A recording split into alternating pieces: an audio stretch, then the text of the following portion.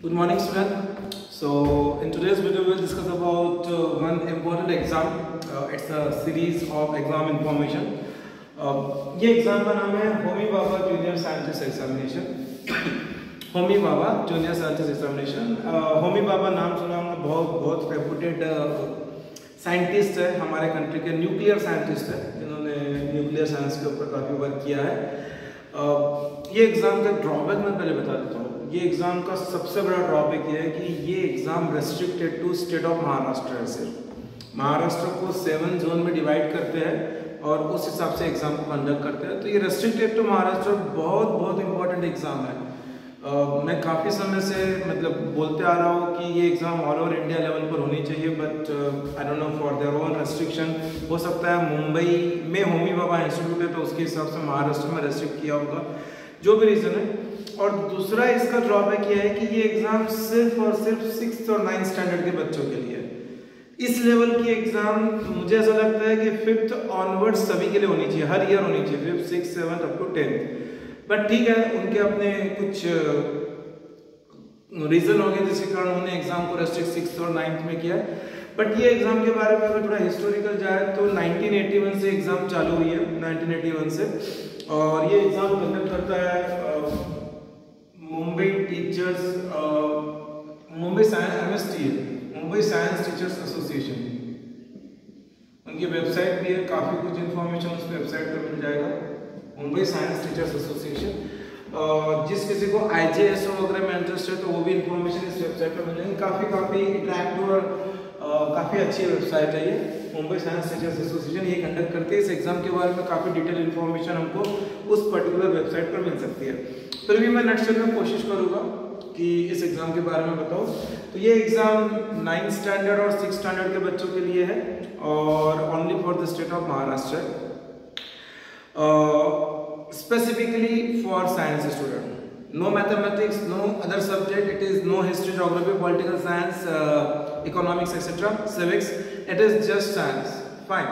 And 6th standard में ऐसा कुछ साइंस करके नहीं होता है, तो जनरल साइंस। 6th स्टैंडर्ड में फिजिक्स, केमिस्ट्री, बायोलॉजी ऐसा नहीं होता है, तो जनरल साइंस। और उसके बाद में 9th स्टैंडर्ड में फिजिक्स, केमिस्ट्री, बायोलॉजी इस टाइप से होता है।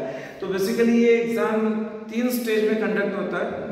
बोलने को 4 स्टेज बोलते हैं, but 3 is fine because now it is वो 3 में ही होता है। पहला जो स्टेज है वो है रिटन पेपर, ठीक है। दूसरा जो है वो प्रैक्टिकल एग्जाम, और जो तीसरा स्टेज है वो आपको मुंबई या पुणे बुलाया जाएगा और वहाँ पर आपका हम बोल सकते हैं कि आज का जो पैटर्न है वो वाइवा, और हम बोल सकते हैं कि प्रेजेंटेशन।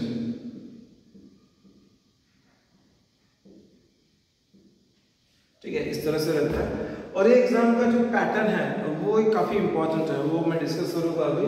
तो सबसे पहले तो ये exam specifically for science student है, ठीक है, जिनको अपना करियर आगे साइंस में कन्वे करना है। और सीरियसली साइंस की डिमांड बहुत ज़्यादा है। आगे आने वाले समय में साइंस की डिमांड बहुत ज़्यादा होने वाली है और आज भी इंडिया में है रिसर्च ओरिएंटेड, जिसको आगे जाकर साइंटिस्ट लेवल पर जाना है। वैसे ये बहुत इनिशियल स्टेज की एग्ज़ाम है। इससे आगे हमको जो मेन एग्ज़ाम हम देते हैं, JEE, NEET kind of exam जो हम देते हैं, तो उसका एक एक्सपीरियंस आ जाता है और बहुत अच्छा एक्सपीरियंस आता है, ठीक है। तो रिटर्न पेपर जो होता है ये 100 MCQs आते हैं, 100 MCQs आते हैं, मल्टीपल चॉइस क्वेश्चन, 100 क्वेश्चन रहते हैं। और जो ये 100 क्वेश्चन रहते हैं उसके बारे में ये है कि no negative marking, 1 question 1 mark, 100 mark का पेपर रहता है and it has to be solved in 90 minutes, ठीक है। तो एक जस्ट मैथमेटिक्स का एक कंसेप्ट लगा के 90 मिनट्स में 100 क्वेश्चन मीन्स हर क्वेश्चन को 54 second. And no negative marking मतलब सबको मालूम है कि नो नेगेटिव मार्किंग का बेनिफिट हम कैसे ले सकते हैं, ठीक है। वेरी सिंपल है कि हम लोग यूज़ कर सकते हैं लास्ट में तुक्के मार को, ठीक है। ये अपना कंसेप्ट रहता है, बट अगर अवॉइड करोगे तुक्के मारना तो ज़्यादा बेटर है बिकॉज कॉम्पिटिशन बहुत ज़्यादा है। मैं आऊँगा उस पॉइंट पर, ठीक है। तो ये पहला लेवल रहता है इसका 100 मार्क का। तो इसमें से एक स्टैटिस्टिक्स पुट डाउन करना चाहूँगा।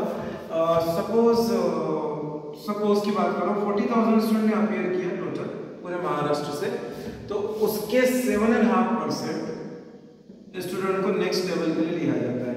उसके 7.5%, तो 40,000 का 7.5% अगर करने जाएंगे तो वो 3,000 के आसपास आ जाएगा। ठीक है, तो 3,000 student only out of 40,000 just 3,000 student are enter into the next level. ठीक है, तो 7.5%। और जिस तरह से मैंने बिगिनिंग में बोला था कि 7 डिवीजन में महाराष्ट्र को डिवाइड किया जाता है, तो उसमें से हर डिवीजन का 7.5%, क्योंकि हर एक का कट ऑफ अलग अलग रहता है, हर एक डिवीजन का अपना अपना कट ऑफ रहता है, तो हर डिवीजन का 7.5%। सपोज एक पर्टिकुलर डिवीजन में 10,000 स्टूडेंट ने अपेयर किया तो उसका 7.5% होता है 750 स्टूडेंट, तो 750 स्टूडेंट उस पर्टिकुलर डिवीजन से आ जाएंगे। तो 3,000 स्टूडेंट जो है वो उन्होंने नेक्स्ट लेवल के लिए ले लिया। ठीक है, नाउ अब उसके बाद जो है नेक्स्ट लेवल है प्रैक्टिकल की। इससे पहले एक और इम्पोर्टेंट चीज है कि ये बहुत ही कम एग्जाम में होता है कि ऐसा नहीं कि पहले स्टेज में समहाउ हम बाउंड्री पे पास हो गए और उसके बाद नेक्स्ट स्टेप में एंट्री मिल गई तो हम नेक्स्ट स्टेज में अपना जोर दिखाएंगे, ऐसा नहीं है। यहाँ क्या होता है कि 100 मार्क का जो पहला पेपर है, सपोज मुझे आउट ऑफ 100 मुझे 70 मार्क मिले।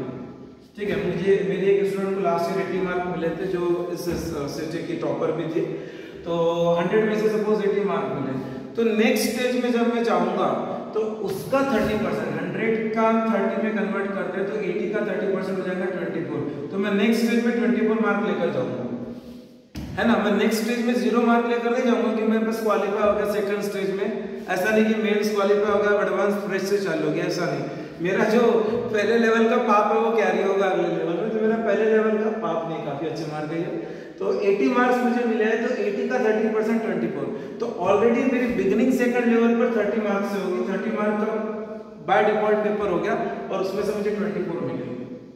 ठीक है, अगर मुझे 80 मार्क मिले एमसीक्यू में, ठीक है। नेक्स्ट स्टेज जो प्रैक्टिकल है वो फिर से 30 मार्क का होता है। फिर से मैं बोलूंगा कि 6th स्टैंडर्ड में as such physics chemistry biology नहीं रहता है, 9th में रहता है। फिजिक्स केमिस्ट्री बायोलॉजी का डिवीजन रहता है, अलग अलग लेवल पे प्रैक्टिकल्स होते हैं। प्रैक्टिकल के बारे में और इन्फॉर्मेशन बहुत जगह से मिल सकती है, और अगर किसी को पर्सनली पूछना है तो पर्सनली पूछ सकते हैं। तो 30 में से मार्क मिलेंगे, और यहाँ पर 24 कैरी किया आप, फिर यहाँ पर कुछ मार्क कैरी करोगे आप, तो ये हो गए 30 और 30 60, तो 60 में से आपको कितने मार्क मिलते हो, फिर से नया कट ऑफ बनेगा। 60 में से आपको कितने मार्क मिलते हो, फिर से नया कट ऑफ बनेगा। और जैसे यहाँ पर 7.5% लोगों को सिलेक्ट किया फर्स्ट और सेकंड लेवल में, यहाँ पर करते हैं 10%, तो 3000 का 10% हो गया 300 स्टूडेंट। ठीक है, एक मैं एक स्टैटिस्टिक्स देने की कोशिश कर रहा हूँ, तो 300 स्टूडेंट थर्ड लेवल पर जाएंगे, 300 स्टूडेंट थर्ड लेवल पर जाएंगे। Viva and presentation third level. Actually पहले क्या होता था, एक इंटरव्यू लिया जाता था, वहाँ बुलाते थे मुंबई पुणे, और इंटरव्यू लिया जाता था, और इंटरव्यू लेने के बाद वो पर्सनल इंटरव्यू रहता था, और उसके बाद कुछ प्रेजेंटेशन वगैरह करते थे। अब उन्होंने क्या किया, तीसरा और चौथा जो है, पहले तीसरा और चौथा स्टेज होता था, वो उन्होंने क्लब कर दिया। तो क्लब करके उन्होंने ऐसा कर दिया है कि सीधे आपको डायस पर बुलाएंगे। बहुत बड़ी अपॉर्चुनिटी है, 6th स्टैंडर्ड का बच्चा डायस पर जा रहा है, 9th स्टैंडर्ड का बच्चा, ये फर्स्ट टाइम आपको अपॉर्चुनिटी मिल रही है कि आप डायस पर जा रहे हो, और डायस पर जाने के बाद आप उन एमिनेंट पर्सनालिटी के साथ इंटरेक्शन कर रहे हो जो कि काफी रिनोन है साइंस की फील्ड में। वो आपको क्वेश्चनिंग करेंगे, आप उन लोगों के साथ इंटरेक्शन करोगे। ये लाइफ टाइम अपॉर्चुनिटी रहती है। और वैसे भी अगर आपका सीवी बनाते हो बाद में और आपने उसमें मेंशन कर दिया कि होमी बाबा हम लोगों ने क्वालिफाई किया था, तो उसका अपने आप बहुत बड़ा वेटेज है, काफी वेटेज कैरी करता है। ठीक है, तो वो जो लेवल रहती है थर्ड, वो फिर से 60 मार्क की है। मतलब उसमें बोल सकते हो कि एक तो थीसिस बनानी पड़ती है, कोई टॉपिक देते हैं, वो 2-3 टॉपिक हमको सेंड करते हैं, उसमें से एक टॉपिक हमको चूज करना पड़ता है, और जो टॉपिक हमने चूज किया उसके ऊपर हमको थीसिस बनानी पड़ती है। एक सिनॉप्सिस रहता है, मेरे काफी स्टूडेंट का हुआ था, तो उन लोगों के सिनॉप्सिस वगैरह में भी हमने वर्कआउट किया था काफी अच्छा, और उसके बाद वो थीसिस वहां ले जानी पड़ती है। Then on the dais they can ask you any question related to this, we call it viva, fine। तो इस तरह से 60 + 60 फिर से 120 मार्क आ गए। उस 120 मार्क में से फिर आपका फाइनल डिसीजन होता है। तो उसमें क्या होता है, सपोज 300 स्टूडेंट है, ठीक है, एक रफ एस्टिमेट बता रहा हूं मैं। तो 300 में से जो 10% स्टूडेंट है, ठीक है, जो 10% स्टूडेंट है, उनको यहाँ पर देखो सर, यहाँ से आगे यहाँ जाने का आपको कुछ ना कुछ तो मिलेगा ही मिलेगा। ठीक है, तो जो 300 में से 10%, टॉप 10% स्टूडेंट है, दैट इज 7 to 30, उनको गोल्ड मेडल, सर्टिफिकेट्स, और उसके बाद में उनको 3000 रुपीज की स्कॉलरशिप मिलती है। और 60% जो है बच्चे हुए, उनको मतलब हो जाएंगे यहाँ पर 180 बच्चे, ठीक है, और जो रिमेनिंग रहेंगे 90 बच्चे, ठीक है, उनको मतलब 20% बच्चे उनको ब्रॉन्ज, इनको मिलेगा सिल्वर मेडल, उसके बाद में सर्टिफिकेट और उसके बाद में 2000 रुपीज स्कॉलरशिप, और ये ब्रॉन्ज मेडल रिमेनिंग जो बच्चे रहेंगे सर्टिफिकेट एंड 1000 रुपीज स्कॉलरशिप। ठीक है, स्कॉलरशिप जो बहुत मायने रखती है, 1000 2000 3000 रुपए मायने नहीं रखते, बिकॉज हो सकता है कि आप लोगों का महीने का पॉकेट मनी उससे ज्यादा होगा, ठीक है, doesn't matter to this, but government आपको दे रही है, ये बहुत मैटर करता है। गवर्नमेंट 5 पैसे भी दे रही है आपको, तो ये बहुत बहुत मैटर करने वाली बात है, बिकॉज कोई किसी को फ्री में पैसे नहीं बांटता है। तो गवर्नमेंट ने आपके अंदर कुछ पोटेंशियल देखा है, उसके कारण गवर्नमेंट आपको पैसे दे रही है।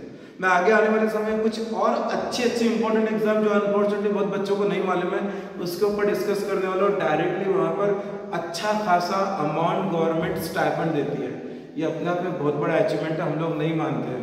हम लोगों के लिए ल्यूक्रेटिव क्या दिखता है, जेई नीट, लेकिन उसके अलावा भी दुनिया है, उसके अलावा भी दुनिया है, ठीक है, तो उस पर हम बाद में कभी आएंगे। तो इस तरह से इसका प्रोसेस है पूरा, इस तरह से इसका प्रोसेस है। तो अगर हमको समहाउ जो मैं एक्सपीरियंस से बता सकता हूँ, अगर हमको एक वर्कआउट करना है तो बेस्ट है पहली लेवल, बिकॉज ये MCQ 100 क्वेश्चन है, ये पूरे मेरे हाथ में, मैं कैसी पढ़ाई कर रहा हूँ उसके ऊपर है, क्योंकि उसमें अगर मैंने एक अच्छा स्कोर ले लिया 80 मार्क वगैरह, तो मैं काफी अच्छे मार्क के साथ आगे जा रहा हूँ, 24 मार्क के साथ आगे जा रहा हूँ, तो ये मेरे लिए बहुत बड़ा एडवांटेज रहेगा।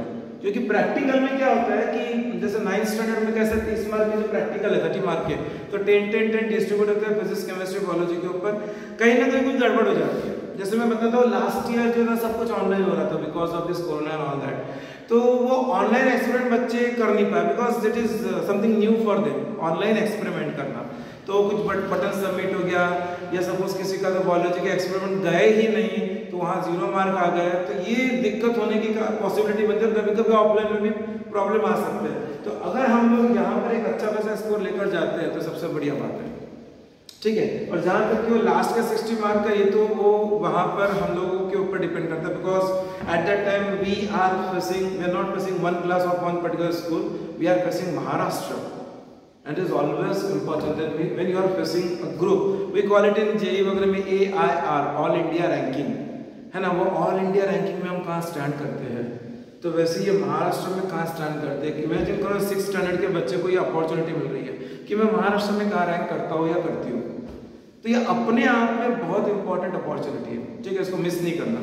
तो इस तरह का इसका स्ट्रक्चर रहता है। अब अगर मेन मुद्दे पर आए कि ये एग्जाम का पैटर्न क्या है वगैरह वगैरह, तो एक्चुअली ये एग्जाम जो होती है 9th स्टैंडर्ड में, क्योंकि फिजिक्स केमिस्ट्री बायोलॉजी डिस्ट्रीब्यूट किया जा सकता है, तो 30 क्वेश्चन रहते हैं ईच, फिजिक्स केमिस्ट्री बायोलॉजी के 90, और 10 क्वेश्चन जो रहते हैं, क्योंकि 100 मार्क के MCQ से 100 MCQ है, तो जो 10 क्वेश्चन जो रहते हैं वो रहते हैं जनरल साइंस के ऊपर, थोड़ा सा जनरल साइंस से रिलेटेड कोई क्वेश्चन पूछ लिया उन्होंने, ठीक है, तो उसके ऊपर रहते हैं। जैसे यू नो स्पेस से रिलेटेड कुछ पूछ लिया, अभी आजकल बहुत कुछ चल रहा है, एलॉन मस्क वगैरह कर रहा है जो स्पेस से रिलेटेड, तो थोड़ा सा जनरल नॉलेज होना चाहिए रिलेटेड टू साइंस, ठीक है, साइंस फिक्शन, ठीक है।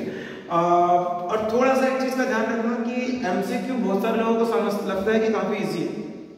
अभी कल ही की बात है कि मैं कुछ स्टूडेंट से बात कर रहा था, एक छोटा सा टॉपिक है मेटल्स एंड नॉन मेटल्स, तो उसका एक छोटा सा क्वेश्चन था, ये क्वेश्चन होम्योपैथी में आ चुका है, because metals and non metals 8th standard वगैरह में रहता है, तो वो उसके सिलेबस का पार्ट है। तो एक छोटा सा क्वेश्चन था, मैं क्वेश्चन रीड कर रहा हूँ। Metals and non metals combined by gaining और losing electrons, metals and non metals combined by gaining और लूजिंग इलेक्ट्रॉन, और 4 ऑप्शन थे, ट्रू स्टेटमेंट है, फॉल्स है, कैन नॉट से, और पार्शियली ट्रू और फॉल्स, पार्शियली ट्रू और फॉल्स। मैं फिर से स्टेटमेंट रिपीट कर रहा हूँ, metals and non metals combine by gaining और लूजिंग इलेक्ट्रॉन।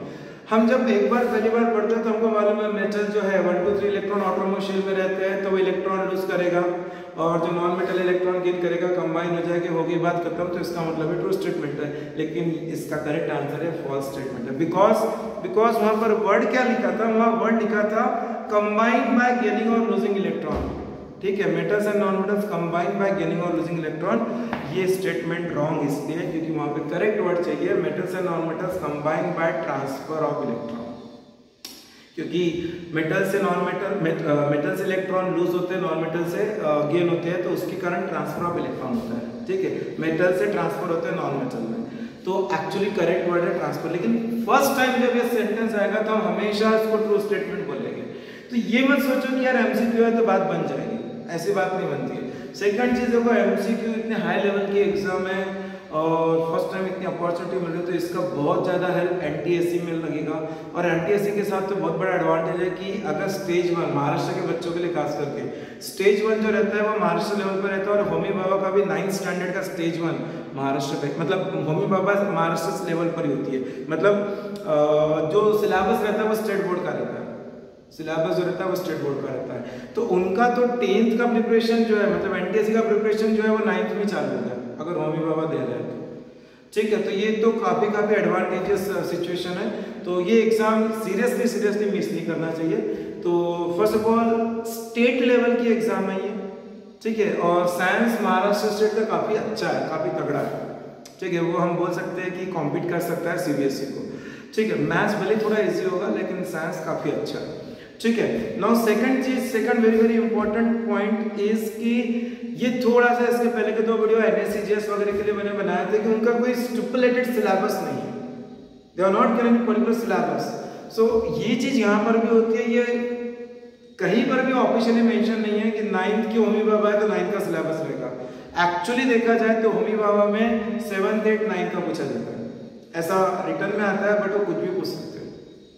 तो ऐसा कहते हैं कि 7th का 10% रहता है, 8th का 20% रहता है, होगा 10 + 20 30% एंड 60% 9th का रहता है। सो 30 + 60 90%, और 10% जो मैंने बताया जनरल साइंस के ऊपर रहता है।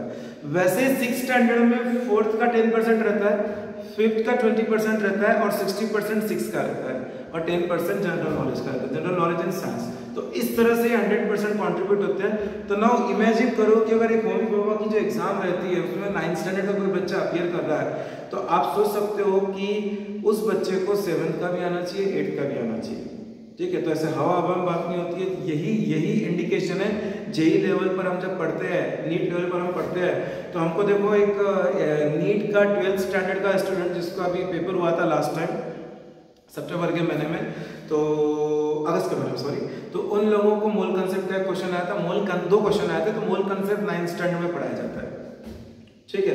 तो वो बच्चे को 9th 10th और 11th का जो मोल कंसेप्ट है उसका बेस 9th स्टैंडर्ड है, तो उसको 3 साल का मालूम होना ही चाहिए। यहाँ पर भी वही पैटर्न रखा उन्होंने। तो आप एडवांटेज देखो कि अगर हम अभी से ये चीज में अगर अपने आप को एक्सपर्टाइज कर लिए तो आगे जाके कितना बेनिफिट मिलेगा। तो ये बहुत इंपॉर्टेंट है। 6th स्टैंडर्ड के अंदर भी ऐसे ही एप्लीकेशन बेस्ड क्वेश्चन पूछे जाते हैं। क्वेश्चन जो रहते हैं ना इसके एप्लीकेशन बेस्ड रहते हैं। जैसे 6th स्टैंडर्ड की एक एग्जाम आई थी 2 साल पहले, उन्होंने एक क्वेश्चन पूछा था कि cloud floats in the sky, ठीक है, और 1 2 3 4 ऑप्शन थे, ठीक है। तो एप्लीकेशन बेस्ड क्वेश्चन है, cloud floats in the sky. इसका आंसर क्या होगा? क्योंकि क्लाउड जो है वो एयर से लाइट इन वेट रहते हैं इसलिए फ्लोट होते हैं। हर वो चीज जो लाइट वेट रहती है वो फ्लोट होती है। तो ये एप्लीकेशन बेस्ड क्वेश्चन हो गया। एक क्वेश्चन पूछा था उन्होंने कि ये मिरर है और एक पेंसिल है 10 सेंटीमीटर की, वो ऐसी वर्टिकली खड़ी है यहाँ पर, और वो at a distance of 5 centimetre from mirror है। तो उसकी जो इमेज बन रही है पेंसिल की, प्लेन मिरर है, तो वो एक रेक्टेंगल कंस्ट्रक्ट करेगा। तो रेक्टेंगल का एरिया क्या है? ठीक है, 6th स्टैंडर्ड के बच्चों का लिटिल टफर क्वेश्चन, बिकॉज बहुत सारे बच्चों को एरिया ऑफ रेक्टेंगल भी नहीं मालूम होगा। बट इसका आंसर क्या है? ये 5 सेंटीमीटर होगा, बिकॉज इमेज और ऑब्जेक्ट इक्वल डिस्टेंस पर रहता है प्लेन मिरर में, और ये होगी 10 सेंटीमीटर की उसकी पेंसिल की इमेज। तो ये हो जाएगा 5 और ये 5, टोटल 10 सेंटीमीटर, ये 10 centimetre, so length into breadth हो जाएगा 10 10 100 centimetre. That is your answer. It has been asked in Homi Baba exam 6th standard. तो कहने का मतलब यह है कि बहुत एप्लीकेशन बेस्ड क्वेश्चन रहते हैं और बहुत एडवांटेजेस है, बहुत इंपॉर्टेंट एग्जाम है। स्केड्यूल क्या है इस एग्जाम का? तो ये एग्जाम का जो पहला लेवल है वो सितंबर महीने में होता है, 3rd वीक 2nd वीक के आसपास, और जो एप्लीकेशन फॉर्म वगैरह स्कूल में आना है वो आते हैं करीब जून जुलाई के आसपास, ठीक है। डायरेक्टली स्कूल के थ्रू अपीयर कर सकते हो। अगर स्कूल रजिस्टर्ड नहीं है तो इस वेबसाइट पर जाकर पर्सनली भी कर सकते हो, इस वेबसाइट पर जाकर पर्सनली भी कर सकते हो, ठीक है। तो ये हो गया आपका रजिस्ट्रेशन। समझ के चलो जुलाई अगस्त तक रजिस्ट्रेशन होता है, हर साल वो थोड़ी डेट इंक्रीज करते हैं etcetera etcetera. I guess late fee अगर नहीं है तो 250 रुपीज़ का फॉर्म रहता है इसका। और उसके बाद में फर्स्ट लेवल होने के बाद सेकंड लेवल दिसंबर के महीने में होती है। 1 महीने के विद इन रिजल्ट आ जाता है। जैसे सितंबर में एग्जाम है तो अक्टूबर में रिजल्ट आ जाएगा। दिसंबर में प्रैक्टिकल की एग्जाम होगी, अलग अलग सिटी में अपने अपने लेवल पे वर्कशॉप वगैरह होते हैं प्रैक्टिकल के लिए। और उसके बाद दिसंबर के बाद उसका रिजल्ट भी जनवरी वगैरह में आ जाता है, करीब करीब 7 जन वगैरह के आसपास रिजल्ट आता है उसका। और ये 2 साल से थोड़ा डिफरेंट था कोरोना के कारण। और उसके बाद फरवरी और मार्च में वो लोग कॉल करते हैं, वहाँ पर बुलाते हैं, ठीक है, मुंबई पुणे जनरली मुंबई बुलाते हैं, वहाँ पे बुलाते हैं। और उसके बाद वहाँ पर पूरा वर्किंग होता है। और काफ़ी इंपॉर्टेंट है यार, मतलब हम लोग इतने लोगों के बीच में बैठेंगे, वो लोग अपना एक अपने कंसेप्ट बताएंगे, बिकॉज बाकी तो यहाँ पे बकवास काफ़ी करते रहते हैं। लेकिन देखो वो एक बोलते हैं कि थोड़ा सा मोटिवेशनल लेकर आ रहा हूँ बीच में कि आप क्या हो, आप हो एवरेज उन 5 जनों का जो आपके चारों ओर है।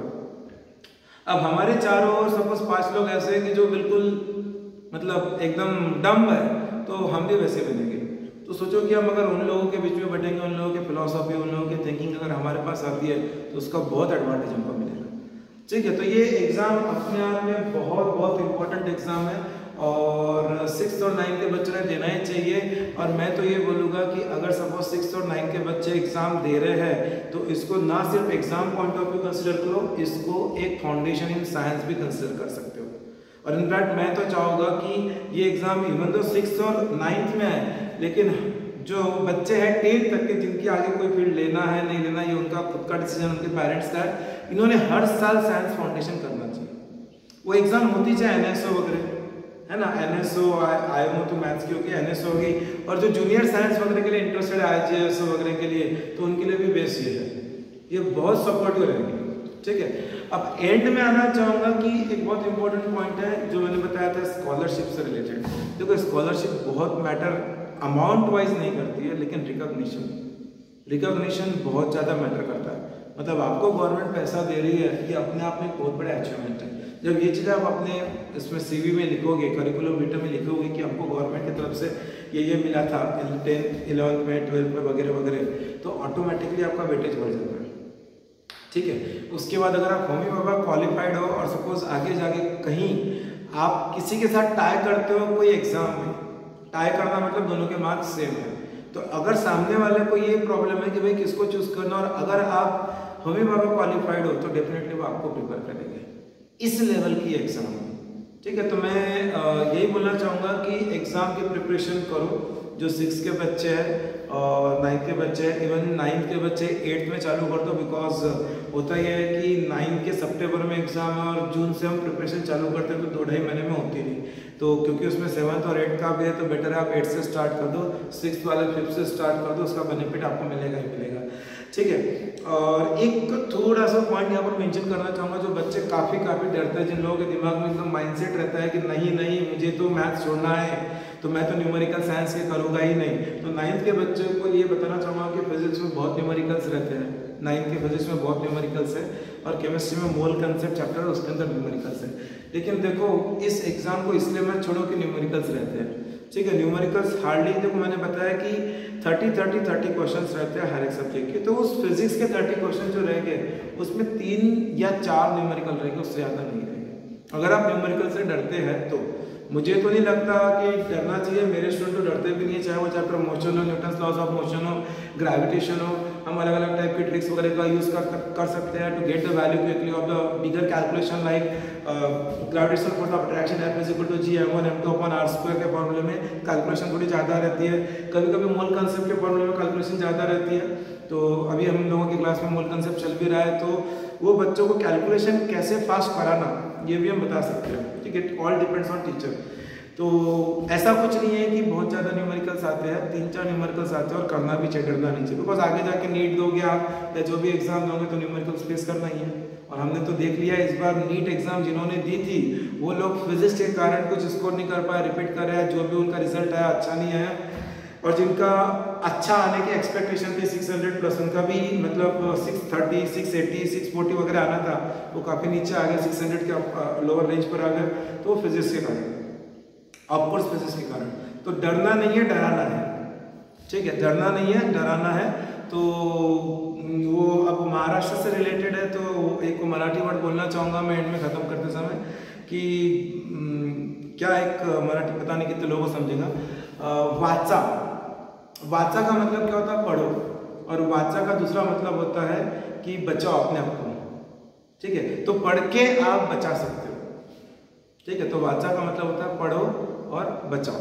तो अपने आप की ज़िंदगी बचा सकते हो अगर हम पढ़ना चालू करें तो, ठीक है? रिलेवेंट चीज़ें पढ़ो। एलॉन मस्क के वीडियो में मैंने बताया था कि कोई फॉर्मल डिग्री नहीं है बंदे के पास, खुद से ही पढ़ना चालू कर दिया, ठीक है? हम भी पढ़ते हैं, लेकिन हम यूट्यूब पढ़ते हैं, हम फेसबुक पढ़ते हैं, हम इंस्टाग्राम पढ़ते हैं, पता नहीं क्या क्या बकवास पढ़ते हैं, ठीक है? कुछ ढंग का पढ़ो, आपका फ्यूचर बनेगा, ठीक है? मेरे पास कुछ ऐसे बच्चे हैं जो इतने क्यूरियस है, 7th 8th स्टैंडर्ड से ही वो लोग थिंक करते हैं कि सर वो ब्लैक होल क्या होता है।